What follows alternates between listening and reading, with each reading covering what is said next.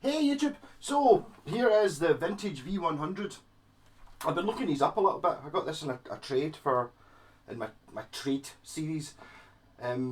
Beautiful looking guitar. It's still a Les Paul. I'm not a huge Les Paul fan yet, but I might get there. I was looking it up. It's actually a more expensive guitar than I thought. This isn't the new model though. I was looking at the new model. One of the main things I noticed is it's got a different heel. This has got like a Les Paul type heel. The more modern one, the current model's got like it's a slightly angled scoop in there. This is a squeaky strap, not the guitar. So we have basically a Les Paul standard with a rather fetching looking video, very shiny looking top on this one. It's pretty much mint condition.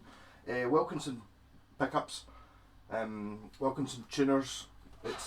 The serial number starts at 11, W11, so I think it's probably a 2011 model, even though you would pretty much think it was brand spanking new. Just looking at it, it's never been played. The knobs are odd. I didn't have four knobs, so I've got two different ones, but there is actually a model of vintage that comes with this, because I think Gary Moore or Joe Massa or something like that does that, but I mean these knobs you can get them, whatever ones you fancy for like a fiver, and they're all the same size, so pretty easy to swap over. And if you didn't like this, if I was keeping this, I'd be tempted to get another two of these ones. I think, even though I think these are the right ones, or these are the right sort of design, whatever you would call them. So I've not really done anything with this apart from playing it up and set it up, so it's playing really well. I think the nut might have been replaced with a bone one, which I've now sorted. And the only mod is, if you pull up the neck volume control, it reverses the phase of the neck humbucker. And I did take the pickup to bits and change the earth on it, so that if you just straight up reverse, you put it out of phase, it means when the guitar's on and you touch the cover, it's live. Basically, it makes the same noise as it does that. If you just flip the pickup, you need to disconnect the metal cover and the back plate from the earth so you can flip the pickup round. So that involves taking the pickup to bits. They are wax potted, which I know because I had to take the pickup to bits to get inside it. Other things of note: the scratch plate. I'm not sure whether this is original. It's either melted. It wasn't on the guitar when I got it. The guy gave it to me. It's either melted, as you see here. It sort of curves the contour of the body, or it's meant to be like that. I'm not sure. It doesn't look wrong. It's still got the what do you call it? The cellophane on it. So I think it was probably taken off when it was quite new. So I'm not sure whether that's meant to be a flat piece. I'm pretty sure it's normally a flat piece, but on a vintage one, that might be their own wee design quirk. In some ways, it's sort of form-fitting a little bit. I've put it on. Whoever buys it or swaps it can take it off. That's really it. So the screw holes that were there, there's like a screw hole here and a screw hole there. They were always in the guitar. I didn't put them in. So using go for clean first, I suppose. Playing through Lady VC15. It's running through that 3x12 cab and a snowball mic over there. No processing.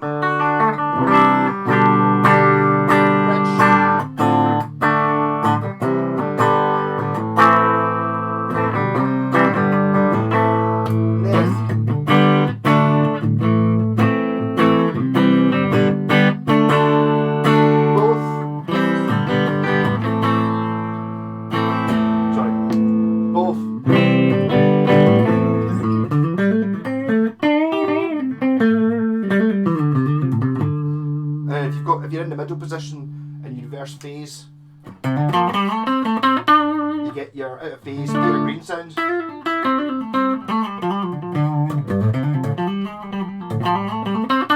There's whole books written on why Peter Green's pickup is backwards. If you look at this one is the right way round. You could flip it up. You could basically just the next time you change the strings, just take it off and turn it around if you wanted to make it so it's got the pole pieces along the bottom. Doesn't work so well with this one because it says Wilkinson on it, so the Wilkinson writing would be upside down, was my thinking of it. It doesn't make any difference to the guitar. Technically, it would mean that if you were one of the people that adjusts pole pieces, then I suppose you couldn't adjust these ones. You would only be able to adjust these ones, but it doesn't make any difference to the sound. You can just put it in backwards. That's not why his was out of phase. His was out of phase because he'd had it. It was broken, and he got someone to rewire it, and he rewired it funny, or it was funny from new. But this is called the Peter Green mod, which gives you that sort of not really a Les Paul sound, more of a sort of Fender. This is normal middle position.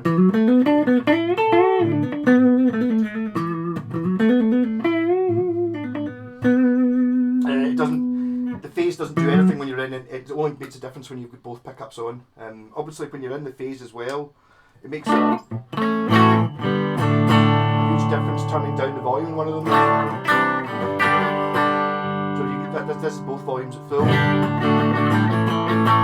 turn one of them down.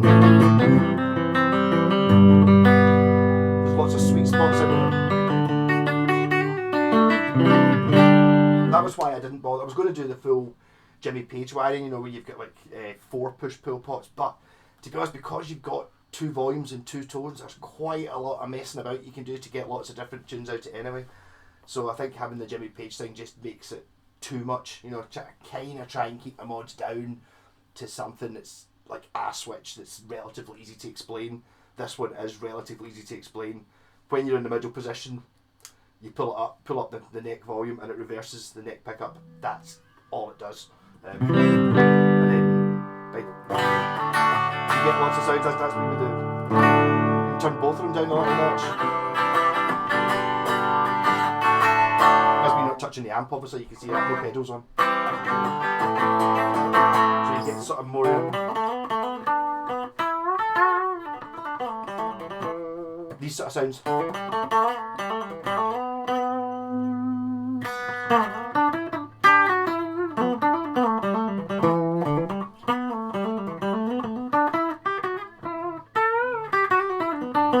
So what I'm going to do here is I'll put in a blues jam. Not a huge blues fan, but it's dead easy to play, and I'm playing this, so this is my attempt at something that sounds a bit like Peter Green. Although to me, Peter Green is Man of the World, and which are great. Not so keen on the bluesy numbers, but they're dead easy to play.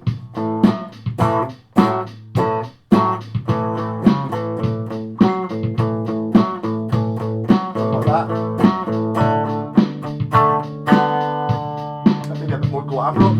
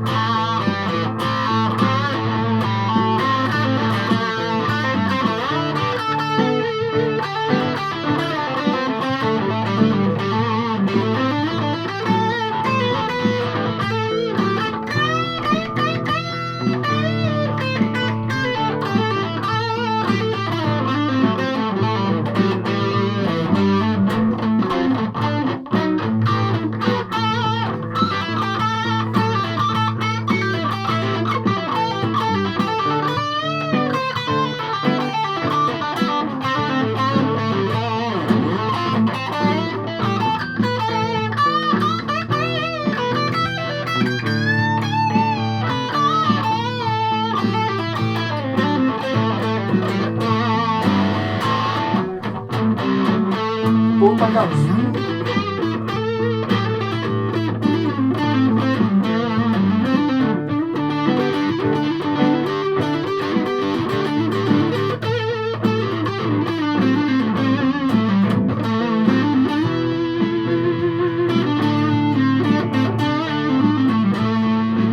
Peter Green sound. Sorry for not being able to play like Peter Green, I just don't listen to enough of him.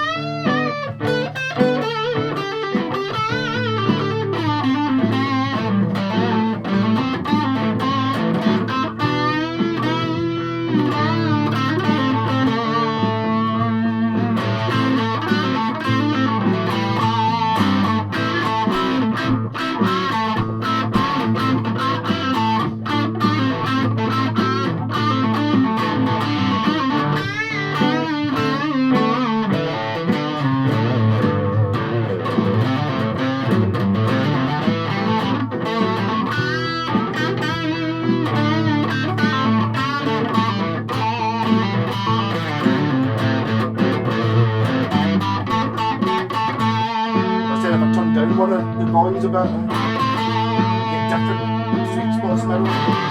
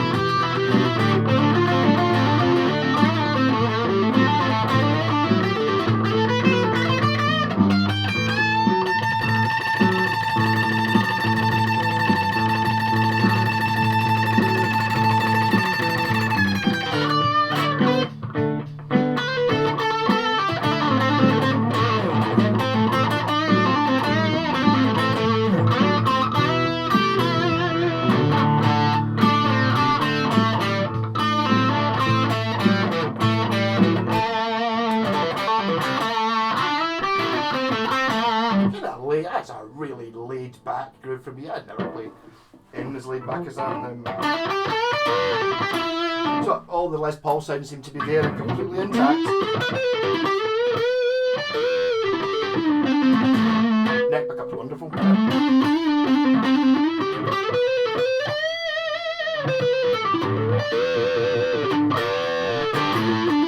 The woman tone as you turn the tone completely off, don't you?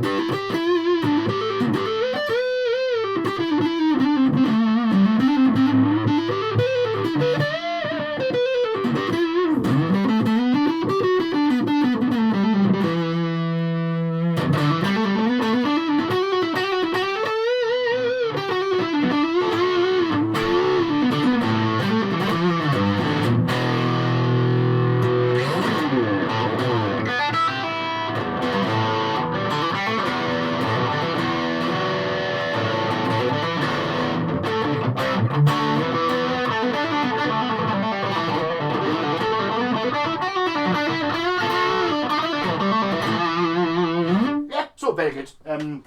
So if you're mad into Les Pauls, which so many people are, I think it's just a looks thing and not really my thing, but this is a very pretty one as far as they go.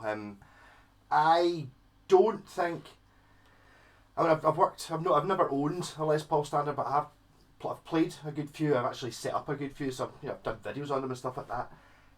If this didn't have Wilkinson written on the pickups, and it didn't say vintage, you put a sock over the head so I couldn't see it, I don't think I could tell you this was not a Gibson Les Paul standard, basically.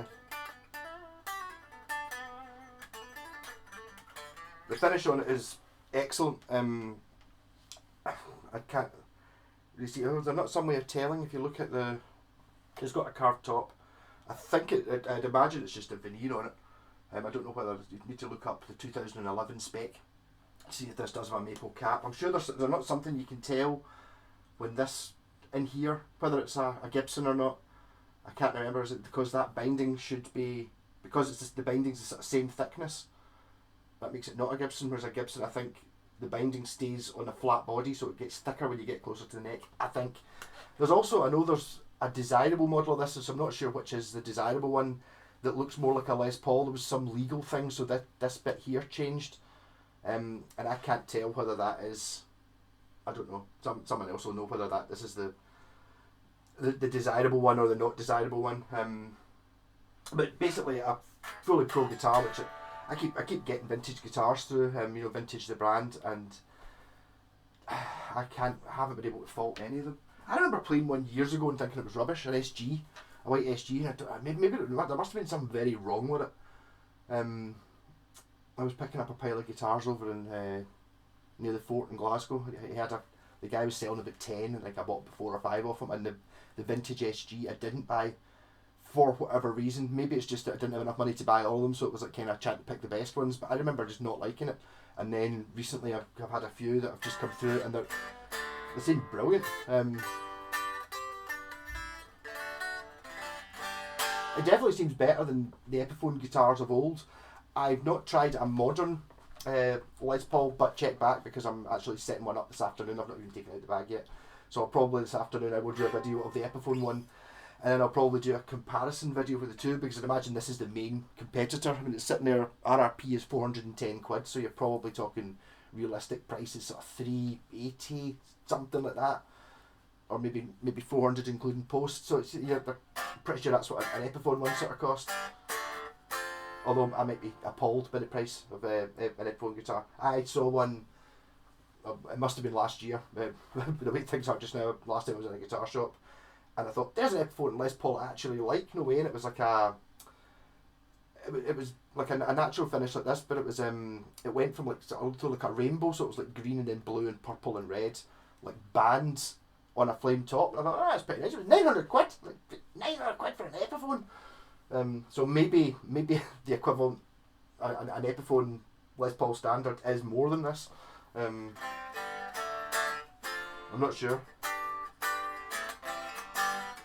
I don't think the comparison video I'm going to do might not be. I'm pretty sure this thing's got a Bigsby on it, so that might make, I don't know what difference that makes it, but I mean, you can tell, but fit and finish I can't really fault it. It seems to be fine.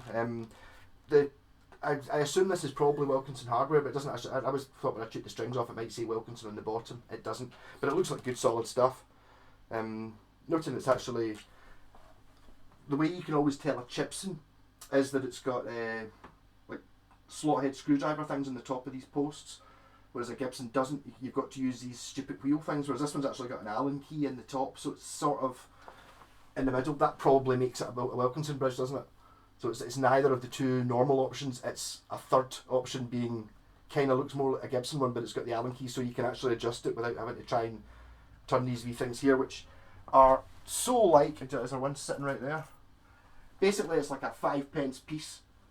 I don't know if you can see that. See, it's got like a sort of serrated edge on it. That's kind of what this wee wheel looks almost exactly the same as. There you go. So, rock on, catch you later. I'll probably put the other video up on the Epiphone tomorrow, and then, or maybe that'd be a bit too, that'd be 3 days Les Paul video in a row, so I might try and stagger them out a little bit, so I might be seeing you in the future, but actually tomorrow, in 10 minutes time for myself. Rock on! Or not 10 minutes, I've still got to set it up, see what I need to do to it. Catch you later.